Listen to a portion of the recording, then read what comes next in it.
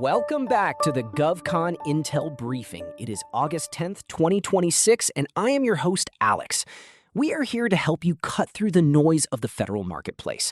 This show is produced by cybercloudai.tech, where we help small businesses and GovCon teams navigate the complexities of cybersecurity, cloud, AI, and federal capture strategy without the heavy overhead of the Fortune 500. Joining me today is Maya. Maya, how are things looking in the capture world today? Hey, Alex, it is a busy morning. We have got some interesting signals coming out of the Marine Corps, some macro-level economic concerns that might make your head spin, and a big picture look at the quantum race. It is a mix of immediate tactical opportunities and long-term strategic watching. That sounds like a typical day in the life of a GovCon professional. Let us dive right into the tactical side of things. We have a significant development with the Marine Corps and Epirus. What is the latest there? Right. So the Marine Corps just awarded Epirus an $11 million contract for their high-powered microwave program, known as HAVOC. This follows some successful testing by the Corps. Epirus is clearly positioning itself for wider adoption here, and they have already prepped their facilities for low-rate production. They're also balancing this with work for the Army and international buyers. $11 million is a solid chunk of change for a program like this. For our listeners, why should they be paying attention to a microwave program? It is about the ecosystem, Alex. When a prime or a specialized tech firm like Epirus gets this kind of traction, it creates a ripple effect. There's a need for supporting software, cybersecurity hardening for these microwave systems, and cloud-based data processing for the signals they are picking up.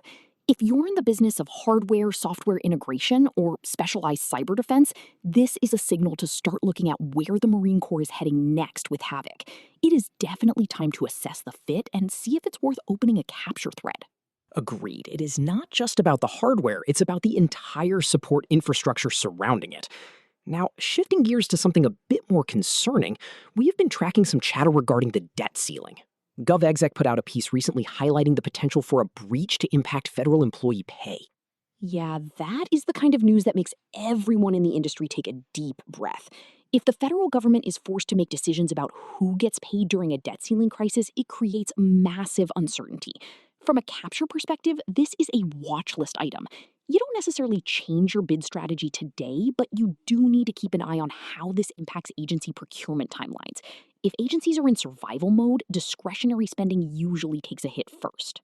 It's a reminder that even the best-laid capture plans can be derailed by macroeconomic policy. We have to be agile. And speaking of long-term strategy, there is a lot of talk about the quantum research race.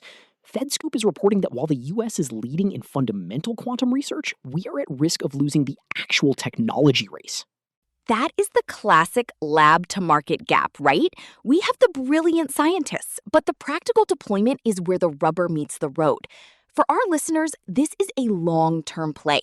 If you are in the quantum space or working on post-quantum cryptography, this is a signal that the government is going to be looking for ways to bridge that gap.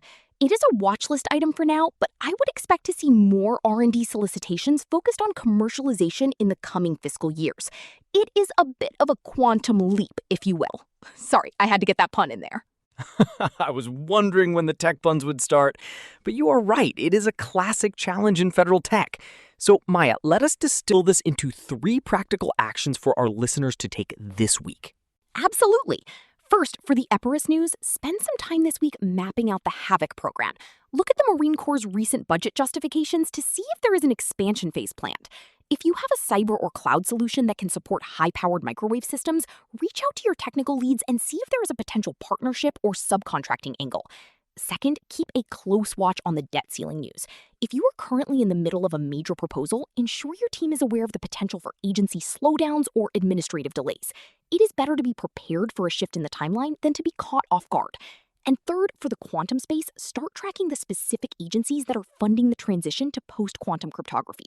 Even if you're not a quantum firm, the compliance requirements for quantum-resistant security will eventually touch everyone in the cloud and cyberspace.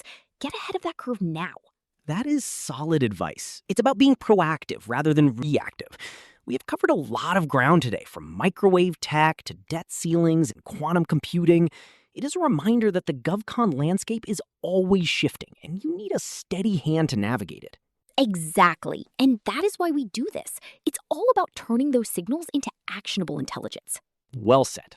Before we wrap up, I want to remind everyone that this briefing is produced by cybercloudai.tech. We specialize in helping small businesses and GovCon teams with cybersecurity, cloud, AI, compliance, and federal capture strategy. If you're looking to streamline your operations and win more work without the Fortune 500 overhead, visit us at www.cybercloudai.tech. We have the expertise to help you navigate the federal maze. And if you enjoyed this briefing, please check out our other technology and GovCon podcasts at www.cybercloudai.tech/Spotify. Thanks for listening, and we will talk to you next time.